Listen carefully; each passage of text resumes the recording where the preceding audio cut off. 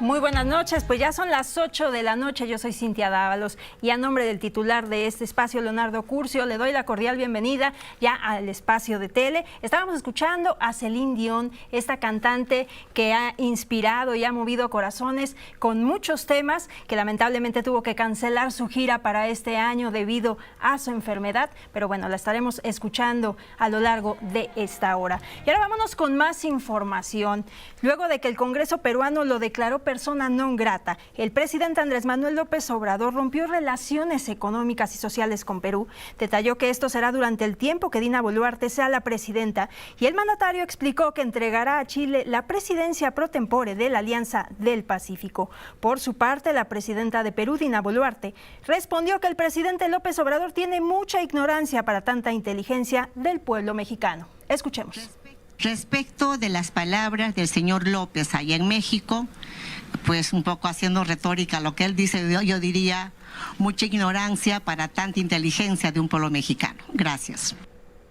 En más información, el Tribunal Electoral del Poder Judicial de la Federación ordenó al presidente López Obrador retirar de los diferentes sitios los videos y versiones de las conferencias mañaneras del 9 y 11 de mayo, en las que llama a votar en favor de la Cuarta Transformación para las elecciones del 2024. Además, el Tribunal Electoral ordenó también al mandatario mexicano abstenerse de hablar sobre el Plan C, del cual también deberá eliminar o modificar las publicaciones de las versiones estenográficas y material audiovisual referentes al mismo. Con el proyecto de la magistrada Janine Otarola se propuso una decisión diferente a la de la Comisión de Quejas y Denuncias del INE, que determinó no aplicar medidas cautelares contra el titular del Ejecutivo. Y en otras cosas, el Aeropuerto Internacional de la Ciudad de México sigue presentando problemas para el registro de vuelos de usuarios, tanto en la atención personal como la digital.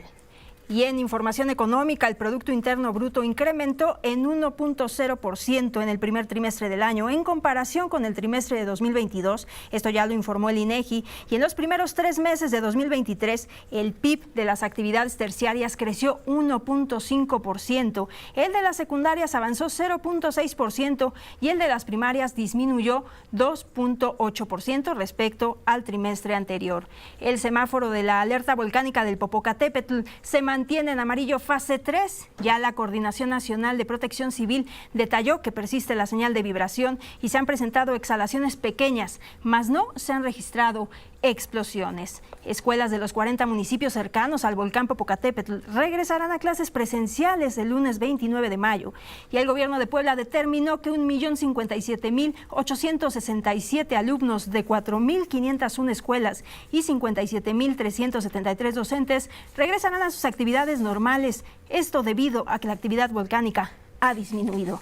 Y déjeme informarle que la Fiscalía General de Justicia capitalina separó del cargo al agente del Ministerio Público que coordinó el cateo a la empresa financiera Black Wall Street Capital en la colonia Anzures de la alcaldía Miguel Hidalgo. El servidor público es investigado por posible deficiencia en la integración de la carpeta de investigación por presuntamente ocultar la evidencia. La Fiscalía de la Ciudad de México investiga irregularidades como la presunta sustracción de más de $3 millones.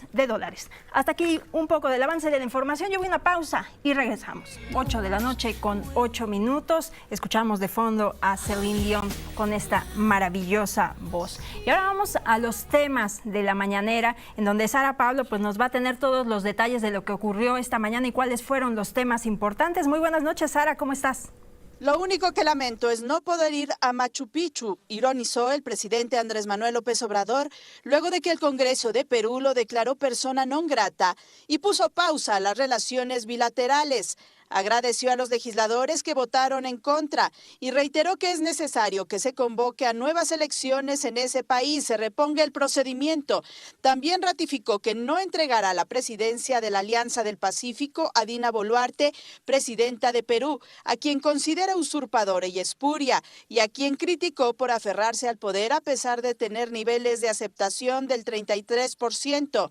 Dio a conocer que en los próximos días enviará una carta al presidente de Chile, Gabriel Boric, para informarle que México tiene la disposición de traspasarle la presidencia pro tempore de la Alianza del Pacífico, luego de que la subsecretaria de Relaciones Exteriores chilena, Gloria de la Fuente, dijo que a Perú le corresponde dirigir esta asociación de países. Si no puedo ir a Perú, pues lo único que lamento es que no voy a poder ir a Machu Picchu. Eso es lo único. Y desde luego ver a ese pueblo tan bueno, pueblo extraordinario. Es mucho pueblo de Perú para tan poco gobierno. Mientras no haya normalidad democrática en Perú, no queremos relaciones económicas ni comerciales con ellos. Sí, nosotros estamos en pausa, o sea, se le entrega a Chile. Si Chile se le entrega al Perú, pues ya es su asunto. Pero nosotros no participamos hasta que no haya normalidad política democrática en Perú. No participamos. Es una pausa. En otro tema, un día después de que recibió cartas credenciales de los embajadores de China y Corea del Sur, el presidente informó que se avanza en las negociaciones para suscribir un convenio con estos países con el fin de colaborar en el combate al tráfico del fentanilo. Dijo que México seguirá colaborando con Estados Unidos en el combate a las drogas. Recordó que por petición de legisladores de ese país envió una carta al gobierno de China para tratar el tema, y aunque en principio negaron que desde su país exporte fentanilo, ya hay intervención de las autoridades. Estamos por establecer un acuerdo entre el gobierno de China y el gobierno de México, en especial con la Fiscalía de la República, para evitar la entrada de fentanilo de China a México. Lo mismo vamos a hacer con Corea del Sur. Y hay disposición de parte de ellos de apoyar. En otro tema, el presidente dio a conocer que un tribunal colegiado integrado por los magistrados Víctor Hugo Velázquez Rosas y Rosa González Valdés y por el secretario en funciones de magistrado Luis Felipe Ruiz Martínez confirmó la sentencia que concedió un amparo a la empresa Philip Morris contra el decreto de mayo del 2022 que prohíbe la circulación y comercialización de los vapeadores. Argumentando de que se viola el libre mercado. ¿Y la salud dónde queda? El Ejecutivo insistió en que el gobierno está interesado en comprar Banamex, pues cumpliría todos los requisitos y si no, también hay otra opción, buscar la creación de un banco digital. Dijo que por la operación, aun cuando se haga en la Bolsa Mexicana de Valores, se tienen que pagar los impuestos correspondientes. Con imágenes de Jorge Aguilar en Grupo Fórmula, Sara Pablo. Muchas gracias, Sara, por la información. Y nada más déjeme comentarle rápido, pues, ¿qué representa comercialmente Perú para México? Bueno, a pesar de las preferencias arancelarias para comerciar bienes agrícolas e industriales que tiene México y Perú, el comercio entre los dos países representó menos del 1% del comercio total, esto en 2022. Las exportaciones de productos mexicanos que se enviaron al mercado peruano el año pasado ascendieron a un monto de casi 1.222 millones de dólares, lo que representó el 0.32% del total exportado por México, de acuerdo con información de la Secretaría de Economía, y mientras que las importaciones de productos peruanos en el 2022 fue de 700 millones de dólares, que equivalen al 0.17% de todo lo que importa en nuestro país. Así las cosas y así los datos de cómo puede repercutir en nuestro país. Ahora vámonos con Israel Aldave, que precisamente nos tiene pues ya los comentarios de los opositores en el Senado, que señalan que pues estos desencuentros de AMLO con la presidenta de Perú, Dina Boluarte, viola el principio de no intervención. Muy buenas noches, Israel, ¿cómo estás? Sí, así es, Cintia, ¿qué tal? Gracias, muy buenas noches. Como tú muy bien lo señalas, la oposición en el Senado de la República, que hay que recordar, Cintia, es la Cámara Alta, la vigilante de la política exterior, afirmó que el presidente Andrés Manuel López Obrador está violando la tradición mexicana de no intervenir y respetar los procesos internos de otros países, como lo demuestra la serie de desencuentros que ya detallaba Cintia con la mandataria de Perú, Dina Boluarte. Panistas y plurales reprobaron, dijeron, la actitud intervencionista del mandatario mexicano que vulnera la doctrina Estrada y también, por supuesto, a la Constitución. La panista Gina Cruz dijo que es muy lamentable que el presidente López Obrador tome a burla que el Congreso de ese país lo haya declarado persona no grata por su actitud rijosa e indiferencista.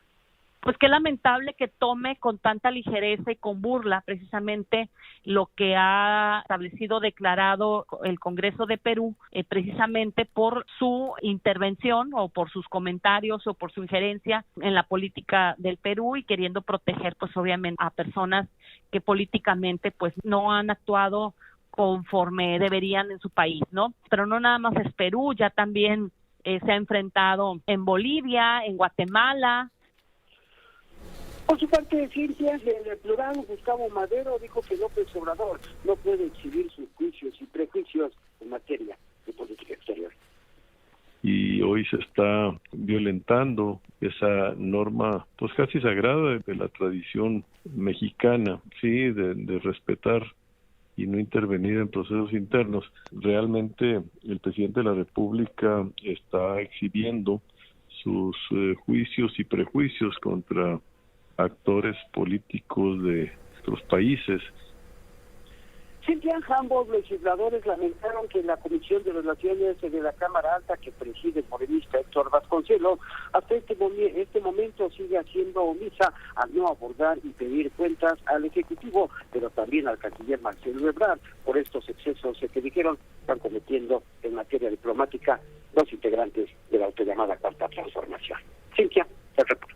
Pues ahí está, Israel, veremos qué es lo que pasa, porque ha dado mucho de qué hablar todo este tema de entre México y Perú, pues veremos qué es lo que sale en las siguientes horas. Muchísimas gracias, Israel.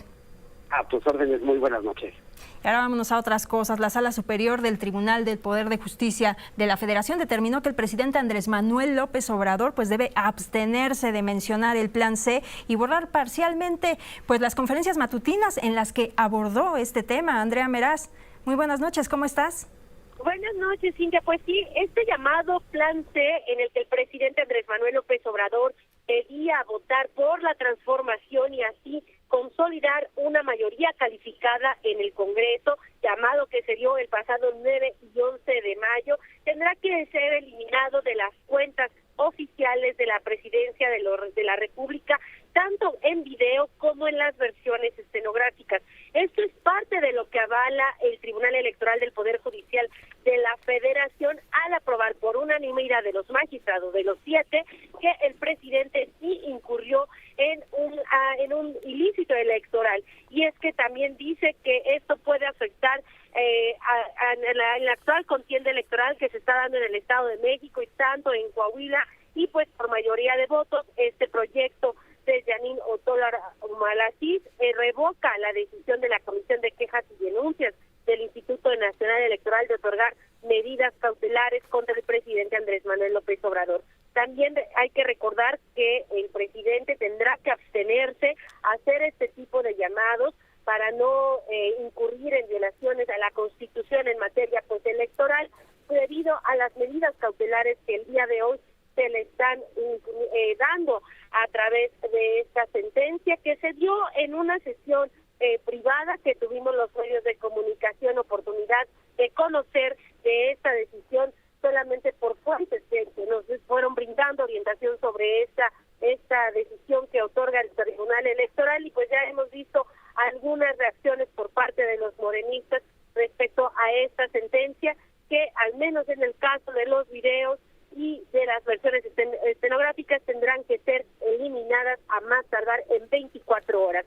Pero ojo, si la Presidencia de la República no hace caso omiso a estas medidas cautelares, bueno, pues también habrá un apercibimiento en contra de la misma oficina por no cumplir con esta sentencia, Cintia. Muchísimas gracias, Andrea, por la ampliación de este tema. Muy buenas noches. Hasta luego, buenas noches. Y ahora vamos con temas de salud, porque la tarde de ayer pues la Secretaría de Salud Federal identificó 23 casos de meningitis por infección en clínicas privadas asociados a bloqueo neuroaxial, esto por procedimientos quirúrgicos en la ciudad de Matamoros, Tamaulipas. Y déjeme comentarle que de los 23 casos identificados, pues 9 residen en Texas, Estados Unidos, 8 tienen síntomas y su condición es estable, 1 falleció en Estados Unidos y 14 viven en México. El 11 de mayo de 2023, pues los Centros para el Control y la Prevención de Enfermedades informaron al Gobierno de México, esto en cumplimiento del Reglamento Sanitario Internacional. Y pues vamos a platicar ahorita más adelante de este tema en una entrevista con Vicente Joel Hernández Navarro, secretario de Salud de Tamaulipas, para que nos pueda ampliar un poquito este tema. Muy buenas noches, ¿cómo está? ¿Vicente? Bueno. Buenas noches, sí, Vicente. Buenas noches. Bienvenido. Buenas noches. Buenas noches, pues aquí estábamos precisamente ampliando un poquito los datos sobre el tema de meningitis, lo que se dio a conocer ayer en Tamaulipas, todos los casos, y qué es lo que está pasando realmente, cuál es el panorama. panorama, bueno, tenemos ya prácticamente 15 días con la situación de la alerta. Esa alerta se dio por Estados Unidos, que inmediatamente de la Dirección de Epidemiología se comunicaron con nosotros.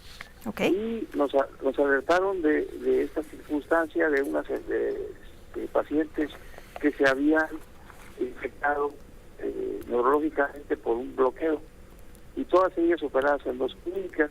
Empezamos a tener casos en México y empezamos a ver el número de pacientes posibles, ¿sí? Al final, ahorita tenemos 5 posibles. Secretario. Y en Estados, sí. Adelante. Y en Estados Unidos nos han reportado 9 pacientes, una defunción, 7 confirmados, 7 posibles que no han confirmado el agente patógeno, y 1 en estudio. Secretario, ¿nos puede explicar en qué consiste el desarrollo de la enfermedad, pues para poder entender más a fondo la situación de esta enfermedad? Sí, esto es una infección que se puede dar, de hecho está descrito cuando hace uno un procedimiento, es una de las posibilidades que se dé una infección al poner una aguja de situación de radio espinal, que hay 2 tipos habitualmente. Una se llama epidural por fuera de las madres, y otra subaracnoidea, que es perforando una membrana. Entonces, si es lo que se inyecta pudiera hacer con falta de asepsia, con lugar contaminado o con el medicamento contaminado, puede desarrollar una infección. Habitualmente lo más común es sea por bacterias, y en este caso estamos diagnosticando por un hongo que es muy letal, o sea que la letalidad es más alta, y entonces estamos tratando de hacerlo el diagnóstico como lo más temprano posible. ¿Cómo se hace el diagnóstico? Con una punción lumbar y mandar a analizar el líquido cefalorraquídeo y hacer la búsqueda de este hongo ya dirigidamente. ¿Y hay colaboración de la investigación con Estados Unidos? Sí, hemos estado trabajando con Estados Unidos. Hay una participación estrecha con ellos, y nos ha estado ayudando la Dirección de Epidemiología a nivel nacional, el subsecretario Gatell. Ha estado participando también el gobierno de Durango y la Secretaría de Durango, y se han estado capacitando los médicos, porque es una situación no muy común que se dé, pero tenemos ese antecedente, y pues de esa manera creo que hemos empezado muy tempranamente a hacer los tratamientos. Estoy platicando con Vicente Joel Hernández Navarro, secretario de Salud de Tamaulipas, sobre los casos de meningitis. Y bueno, han tenido contacto con una anestesióloga. Le pongo contexto, Karina, una anestesióloga que dijo trabajar en una de las clínicas de Tamaulipas donde surgió el brote de meningitis, pues difundió un video en redes sociales en el que dijo estar preocupada por los infectados y que personas intachables con ética pues se vieron involucradas en esta situación que le puede pasar a cualquiera. ¿Usted ha tenido contacto con esta anestesióloga? ¿O sabe algo al respecto? Hemos buscado la posibilidad de platicar con ella. No tuvimos éxito. Evidentemente, lo que sabemos con la gente que trabaja alrededor de ella, con anestesiólogos, que es una excelente anestesióloga, que es una gente muy técnica, que es una gente pues muy profesional, con todas las etiquetas, o sea, con su cédula profesional, todo en regla. Y pues evidentemente pasó esto, y le tocó a ella tener estas circunstancias, y prácticamente podríamos decir que Una de las hipótesis es que sea el medicamento que utilizó. Ok, y ya han tenido contacto precisamente también ya fueron localizados los médicos que participaron en estas intervenciones quirúrgicas, secretario. No. Pues, ni con los médicos, okay, ni con la anestesióloga, ¿sí? No hemos tenido la situación de contacto. Básicamente nosotros nos hemos enfocado en el cerco epidemiológico, de buscar las dirigidamente a los pacientes que fueron sometidos en esta clínica, darle el seguimiento a los que son diagnosticados, proporcionarles el tratamiento y pues tratar de hacer una búsqueda dirigida, no solamente con llamadas, sino hasta con visitas a domicilio. Y por último, ¿alguna recomendación que quiera dar al auditorio sobre esta enfermedad o si han tenido contacto en este tipo de cirugías, con quién pueden tener ahí acercamiento?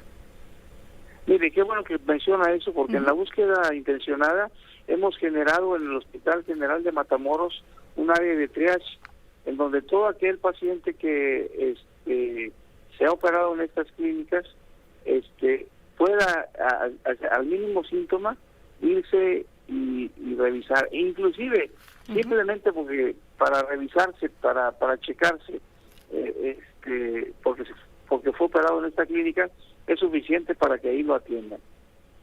Ok, ¿y qué signos o síntomas se pueden incluir precisamente en meningitis para que estén alerta y si tienen alguno de estos, pues ya puedan acudir con las autoridades? Ahora resulta que se le puso la anestesia, empezó con dolor de cabeza, empezó con fiebre, con náuseas, con problemas de la visión, con tinnitus, o sea, con zumbido de oídos. El paciente tiene la situación para acercarse. Pero aún sin tener síntomas, yo creo que es importante que si se operó en alguna de estas clínicas, ir y hacerse un chequeo. Ok. Sí. Qué bueno que lo señala. O sea, exactamente. Pues le agradezco muchísimo Vicente Joel Hernández Navarro, secretario de Salud de Tamaulipas, para hablarnos y ampliarnos un poquito más el panorama acerca de este tema que pues ha dado mucho de qué hablar en estas semanas y que pues sigue causando inquietud entre la población de Tamaulipas. Sí, creo que sí. Gusto saludarla, que esté muy bien. Hasta luego, que tenga una excelente noche. Y ahora vámonos a cambiar de información, porque vámonos ahora con Paulo Yolatl, corresponsal del Grupo Fórmula en Puebla, para que nos hable de la situación precisamente que estábamos abordando ya en el resumen del volcán Popocatépetl, las consecuencias, la suspensión de clases y ahora la reanudación de clases para este lunes. Paulo, adelante, muy buenas noches, ¿cómo estás? Hola Cintia, muy bien, ¿qué tal? Muy buenas noches, te saludo con muchísimo gusto. Pues la Secretaría de Educación Pública dio a conocer que el próximo lunes 29 de mayo se reanudan las clases presenciales en más de 4,000 escuelas, las cuales una semana fueron a distancia debido a la intensa actividad del volcán Popocatépetl. A raíz de una aparente calma del coloso se tomó dicha determinación, aunque el semáforo volcánico se mantiene en amarillo fase 3, sí, sigue en amarillo fase 3. Regresan a las aulas más de 1 millón de alumnos y 57,000 profesores, quienes la mayoría de ellos este día lo ocuparon para hacer una limpieza profunda en todas las instituciones educativas que por varios días estuvieron cubiertas de ceniza. Hay que destacar que el vuelo del dron que hizo la Secretaría de Marina sobre el cráter no fue determinante para llegar a una conclusión sobre la actividad del volcán Popocatépetl, y esta noche Don Goyo está en aparente calma. La poca ceniza que ha expulsado fue hacia la Mixteca poblana y a Morelos. Cintia, este es el reporte desde la ciudad de Puebla. Y Pablo, ¿qué dicen las autoridades? ¿Aún debemos llevar a cabo algún tipo de protocolo o los ciudadanos aún deben ir cuidándose, como dices, con cubrebocas y eso? ¿Hay algunas otras alternativas o cómo tendrán que asistir los niños a clases? No, ya digamos que la determinación fue determinante, regresan el lunes sin ningún tipo de protocolos. Las personas o los padres de familia que deseen llevar a sus hijos con cubrebocas, pues están en este derecho. Esta tarde el gobierno del estado abrió los parques y jardines, dijo que las condiciones ambientales eran positivas debido a que ya no ha caído ceniza aquí en la zona metropolitana, Cintia. Pues ahí está. Muchísimas gracias, Paulo, por la información y por los detalles. Que tengas una excelente noche. Estamos pendientes. Buenas noches, saludos. Bueno, y déjeme informarle que el 90% de ilegales que ingresaron al territorio estadounidense ya fueron deportados. Esto ya lo anunció el gobierno de Estados Unidos y Óscar Zúñiga nos tiene la información. Adelante, Óscar. El gobierno estadounidense, a través de la patrulla fronteriza, dio a conocer que el 90% de los migrantes que entraron de manera ilegal al país ya fueron deportados, por lo que se pidió que realicen sus trámites legales como el CBP-1 para evitar que se les aplique la ley a través del título 8. Habla Gloria Chávez, jefa de la patrulla fronteriza en el Valle del Sur de Texas, en el sector del Río Grande. Estamos aquí en el aeropuerto actualizando la deportación formal de migrantes que entraron ilegalmente al país. El título 8 nos da la autorización de ejercer consecuencias para aquellas personas que entren ilegalmente a los Estados Unidos. Aquí en el aeropuerto se está haciendo la deportación no solamente de adultos, pero también de familias. Esta es una consecuencia para aquellas personas que entran ilegalmente a los Estados Unidos. El 90% de migrantes que han entrado en los últimos días ilegalmente a los Estados Unidos han sido deportados de este país. Agregó que una de las consecuencias de cruzar de manera ilegal la frontera es que al ser deportados se les prohibirá que por 5 años ingresen a Estados Unidos. Además, cualquier migrante que cruce se hará acreedor a una deportación acelerada y el encauzamiento para evadir su detención, la reincidencia y participación en contrabando. Para Grupo Fórmula, Óscar Zúñiga. Gracias, Óscar, por los detalles de esta información. Y de ahí me voy hasta Baja California, porque hubo una protesta de migrantes. Rocío Galván, buenas noches. ¿Qué tal, Cintia? Te saludo con gusto. Sí, efectivamente, alrededor de 450 migrantes protestaron este viernes frente a las instalaciones del Consulado de Estados Unidos aquí en Tijuana. Uno de los voceros de esta movilización, el padre, el sacerdote Alberto Rivera, que encabeza uno de los albergues aquí en Tijuana, dice que pues hay la amenaza de que se suspenda la aplicación CBP-1, que como tú sabes es la única manera que en estos momentos los migrantes tienen acceso para hacer una solicitud de asilo político. Dijo que este CBP-1 ha permitido que 700 migrantes hayan ingresado bajo esta condición a Estados Unidos en lo que va del año. Y si desaparece, tal y como lo está solicitando el gobernador de Texas, que es una forma de solicitar al presidente Biden que suspenda este CBP-1, pues eso desquitaría a los migrantes una posibilidad de ingresar de manera pues más segura y aumentaría los cruces ilegales y clandestinos y peligrosos para los migrantes que están pues en algunas partes del país, en este caso en Tijuana. Y también puso como ejemplo una familia de venezolanos que ingresó en forma ilegal a Estados Unidos, ya fue deportada y bueno, pues está castigada 5 años, de acuerdo con las nuevas leyes que entraron en vigencia en Estados Unidos para el trato de personas que no tenían ningún trámite e ingresaron de forma ilegal a Estados Unidos. Entonces, pues esa es la información que tenemos, Cintia. Muchísimas gracias, Rocío, que tengas una excelente noche. Igualmente, gracias. Y rápidamente nos vamos ahora a Chiapas, hablando de migrantes. Argenis Esquípulas, tú nos tienes los detalles. En un momento más vamos a hablar con Argenis Esquípulas, pues precisamente de esta nota que le dábamos acerca de los migrantes que fueron encontrados, esto en el estado de Chiapas, y también hubo por ahí detenidos. Le daremos esta información después del corte. Lo invito a que se quede con nosotros, está en Grupo Fórmula, pueden encontrar como @soysindávalos. Recuerde que estamos aquí transmitiendo en vivo en el espacio del doctor Leonardo Curcio. No se vaya, regresamos. 8 de la mañana, 8 de la noche con 38 minutos. Estamos escuchando a Celine Dion, Because You Love Me, y hay que recordar que canceló todas sus fechas de su gira hasta 2024 debido a que la cantante pues sigue luchando ahí con un raro trastorno neurológico que le impide pues seguir cantando. Desafortunadamente pues una gran voz, pero pues Dion pospuso varios conciertos en diciembre también después de anunciar que le habían diagnosticado el síndrome de la persona rígida, una enfermedad que no le permite cantar como ella está acostumbrada. Este trastorno pues es un síndrome muy raro y progresivo que afecta al sistema nervioso, concretamente al cerebro y la médula espinal.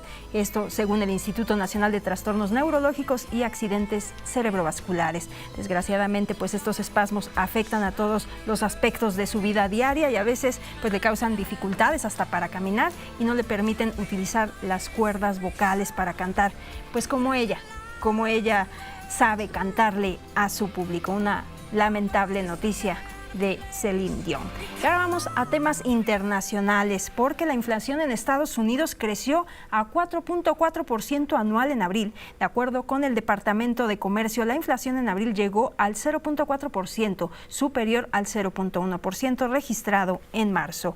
El Fondo Monetario Internacional señaló que las tasas de interés de Estados Unidos pues deben mantenerse más altas durante más tiempo a fin de controlar la inflación. Además, pues sugirió endurecer la política fiscal norteamericana para reducir la deuda federal. En otras cosas, la secretaria del Tesoro de Estados Unidos, Janet Yellen, advirtió que su departamento estima que se quedará sin fondos para el 5 de junio, esto si los legisladores no elevan o suspende el techo de deuda de la Unión Americana. Y un hombre fue arrestado en Seúl por abrir la puerta de emergencia de un avión que se encontraba a punto de aterrizar. Esto en Corea del Sur. Los 194 pasajeros de Asian Airlines sobrevivieron al incidente, pero vaya susto que se llevaron, como podemos ver en las imágenes en pantalla. Cuando se abrió, varios pues terminaron hospitalizados debido a que les hizo pues ahí mal un poco el aire en la oxigenación. Entonces pues debió haber también habido muchos asustados ante estos hechos. Pues ya hubo un detenido y pues veremos qué es lo que pasa más adelante. Y en otras cosas, el Papa Francisco suspendió sus actividades porque presentó fiebre, y el portavoz del Vaticano, Matteo Bruni, confirmó que el Papa estaba cansado porque un día antes tuvo una jornada muy intensa. Y bueno, el Vaticano no ha abundado en los detalles, pero veremos en el transcurso de este fin de semana para ver cómo se siente y regresa a su agenda normal. Y por último, un ataque con misiles rusos sobre una clínica en Ucrania dejó al menos 2 muertos y 23 personas heridas, y ya el presidente ucraniano Volodymyr Zelensky denunció el hecho como un crimen contra la humanidad. Y cambiando de tema, ahora vamos con Juan Antonio Jiménez, que pues nos va a hablar de que concedieron la suspensión definitiva contra la impresión de libros de texto 2023-2024. Buenas noches, Juan Antonio, adelante. Gracias, Cintia. Muy buenas noches. Un juez de distrito le concedió la suspensión definitiva a la Unión Nacional de Padres de Familia contra la autorización para la impresión de los libros de texto a nivel primaria para el ciclo escolar 2023-2024, sin adecuarse a los planes y programas de estudio vigentes ni seguir el procedimiento previsto para su misión. La juez tercero de distrito en materia administrativa, Yadira Elizabeth Medina Alcántara, precisó que la resolución no frena la impresión de los libros, sino que la condiciona a que las autoridades educativas aprueben los planes y programas de estudio y a que cumplan con la normatividad correspondiente. Detalló que la medida cautelar es para el efecto de que la Secretaría de Educación Pública y la Comisión Nacional de Libros de Texto Gratuito, antes de continuar con la edición, impresión y entrega de los libros, verifiquen que se hayan observado los procedimientos legales para la determinación de los programas y planes de estudio, mismos que deberán de contar con la participación de los gobiernos estatales y de los especialistas en la materia educativa. Medina Alcántara explicó que, en caso de haber cumplido con este requisito, las autoridades podrán continuar con la impresión de los libros. De no ser así, deberán de suspenderla hasta en tanto se haya observado el procedimiento previsto en la ley. Agregó que si los planes y programas no fueron aprobados, los libros de texto se podrán imprimir y distribuir conforme a los criterios autorizados para el ciclo escolar 2022-2023. La juzgadora enfatizó que las autoridades educativas deberán de ponderar la temporalidad para la impresión y entrega de los libros, pues la medida cautelar no suspende ni debe de impedir la edición y entrega oportuna de los libros de texto para el siguiente ciclo escolar. Cintia, el reporte. Muchas gracias, Juan Antonio, por la información. Que tengas una excelente noche. Gracias, buenas noches y feliz fin de semana. Igualmente para ti. Y en otras cosas, el Congreso capitalino aprobó el dictamen que reforma la Ley de Educación en la Ciudad de México y establece el uso del uniforme neutro dentro de los planteles educativos. Laura Cardoso, adelante. En la Ciudad de México, el uso de uniformes neutros ya es por ley. Con las reformas que hizo el Congreso capitalino a la Ley de Educación Local, los niños y niñas podrán decidir si usan falda o pantalón para acudir a la escuela. Sin importar el género, los niños de primarias y secundarias podrán decidir libremente qué prenda usar. Solo deberán respetar los colores establecidos por los centros educativos. En 2019, la Secretaría de Educación Pública Federal había decidido que el uso de falda o pantalón en las escuelas de educación básica sería de libre elección y que en ningún caso podría restringirse. Sin embargo, solo se hizo saber esa decisión a través de una circular dirigida a las comunidades escolares. Ahora, Es por ley una vez que el gobierno capitalino publique en la Gaceta Oficial esa decisión del Congreso de la ciudad. La congresista Polimnia Romana explica de qué se trata esta nueva legislación. Lo que hacemos hoy en la Ley de Educación, en la nueva reforma a la Ley de Educación, es ponerlo en la ley. Y lo que hicimos ayer en la reforma que subí fue quitar niños o niñas, porque solo estaban proponiendo que las niñas pudieran utilizar el uniforme neutro. En estas modificaciones de ley también se prohíben actos discriminatorios en contra de los niños y niñas, y es que se hace una completa prohibición de actos discriminatorios por raza, género, condición física o religiosa. Ninguna causa como esta puede ser razón para que la escuela los cambie de grupo, centro educativo o les niegue la inscripción. Fórmula Noticias, Laura Cardoso Tierra. Gracias, Laura. Y ahora me voy a Estados Unidos con Francisco Villalobos, quien ya se encuentra con nosotros. Muy buenas noches, Francisco, ¿cómo estás? ¿Qué pasó, Cintia? ¿Cómo estás? Buenas noches. Saludos, feliz fin de semana. No tan feliz para Jessica Watkins, la ex soldado norteamericana, miembro de este grupo ultraderechista de Oath Keepers, que fue parte fundamental de la insurrección del 6 de enero, cuando estaba a punto de entrar, digamos, el presidente Biden, su nueva administración. ¿Te acuerdas de que el presidente Trump y sus seguidores quieren evitar a toda costa que el presidente Biden tomara posesión como presidente de Estados Unidos, y encabezaron esta insurrección el 6 de enero del 2021? Bueno, pues Watkins, por su participación en esta insurrección, ha sido condenada a 8 años de prisión en una prisión federal, junto también con otros 2 soldados más que son también pertenecientes de este juicio en particular, Stuart Rhodes y también Kelly Mack, también soldados los dos, también partes de esta insurrección, pero ellos le dieron 18 años y 12 años respectivamente por el hecho de haber conspirado en contra de la nación con intenciones de tratar de romper la unión, ¿no? Lo que llama la atención, sí, es el hecho de que estamos hablando de que siguen cayendo estos elementos, por decirlo así, siguen cayendo estos ciudadanos que participaron en este nefasto acto de violencia en contra del Capitolio de los Estados Unidos, algo inédito, el primer ataque en contra del Capitolio desde que los ingleses lo destruyeran en 1812. Bueno, pues la cuestión es de que el que comandó, digamos, el que el discurso dio, ordenando prácticamente que se hiciera esta insurrección, no solamente no ha sido arrestado, pero encabeza las encuestas como el candidato número 1 del Partido Republicano a la presidencia de los Estados Unidos en el 2024, por supuesto hablando del el expresidente Donald Trump. Y pues también hay que destacar que en la audiencia del jueves Rhodes mostró poco remordimiento, ¿no? Sostuvo que es un preso político e insistió pues precisamente que en los Oath Keepers se oponen a las personas que están destruyendo el país. De lo peligroso, o sea, estás hablando de que sí, es una minoría esta, o sea, no la gran mayoría de los Estados Unidos piensa así, pero los que estamos hablando de que sí existen millones que piensan como esta señorita, ¿sí? Que realmente sí es como una especie de culto. El que ven esta alianza con Donald Trump, y haga lo que haga, diga lo que diga, lo acusen contra lo acusen, lo van a estar apoyando incondicionalmente. Y aquí lo peligroso en la cuestión del Partido Republicano es de que con tan solo el 30% que se lleve Donald Trump en cuestión de sus seguidores incondicionales es suficiente para poder ganarle a cualquier candidato, llámale DeSantis, llámale Scott, llámale Nikki Haley, llámale quien sea en el Partido Republicano. Nadie puede desbancar al presidente Donald Trump, quien probablemente va a ser el candidato republicano a la presidencia por el Partido Republicano, y se dará cara a cara contra Joe Biden en el 2024. Pues ya nos estarás dando más información, Francisco Villalobos, acerca de las elecciones y el rumbo hacia ellas, porque pues ha dado también mucho de qué hablar en estos temas internacionales, que si dicen, que si no, y las relaciones con México. Hay mucho en juego. Así es, y más que nada, o sea, la cuestión de que, bueno, o sea, digo, ante las encuestas, ahorita no le están favoreciendo al presidente Biden. Hay más demócratas en cuestiones del patrón electoral que republicanos, y todos los demócratas salen a votar, todos, o sea, la mayoría, Joe Biden gana la presidencia una vez más.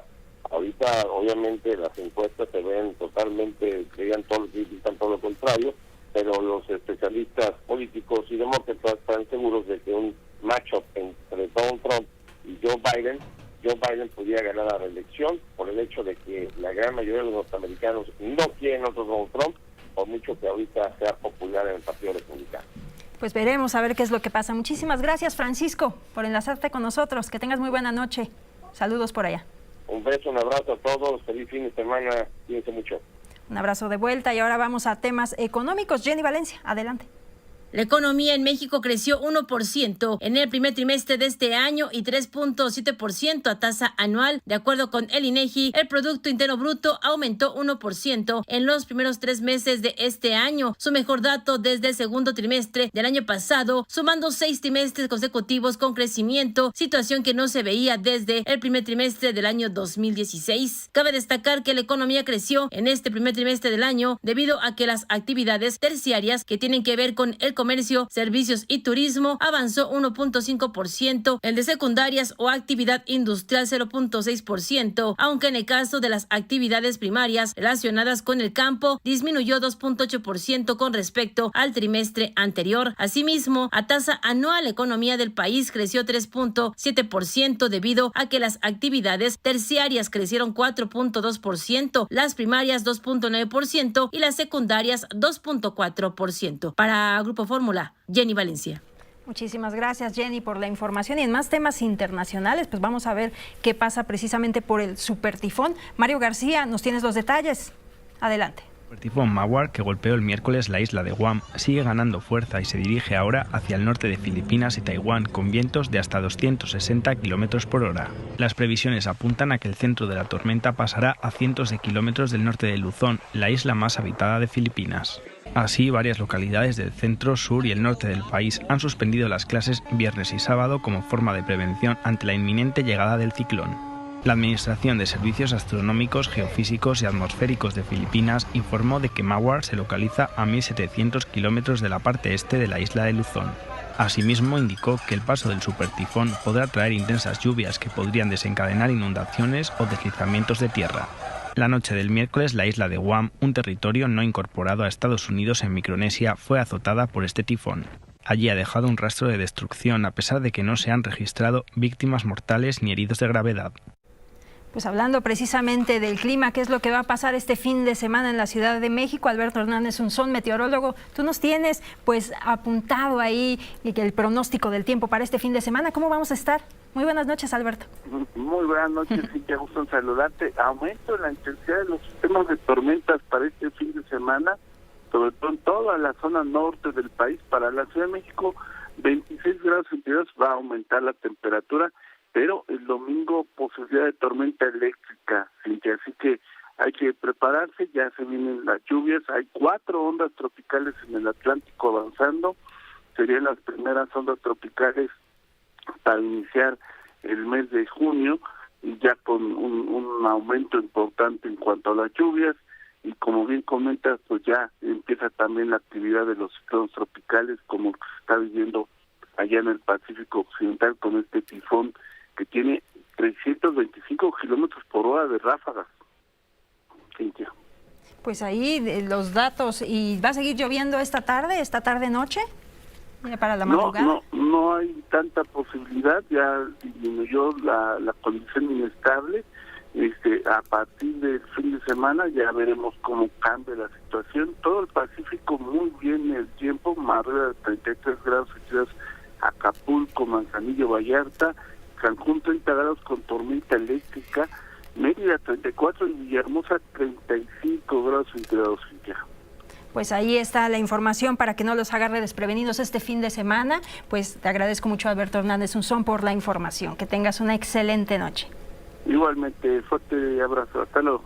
Igualmente. Y bueno, el tema de este fin de semana pues es la final también entre Tigres contra Chivas. ¿Quién ganará? Ya se están colocando megapantallas en diferentes puntos de México. Nosotros ya nos despedimos. Gracias por acompañarnos en este espacio. Los dejo con Fórmula Financiera y siga escuchando también Radio Fórmula. No se vaya.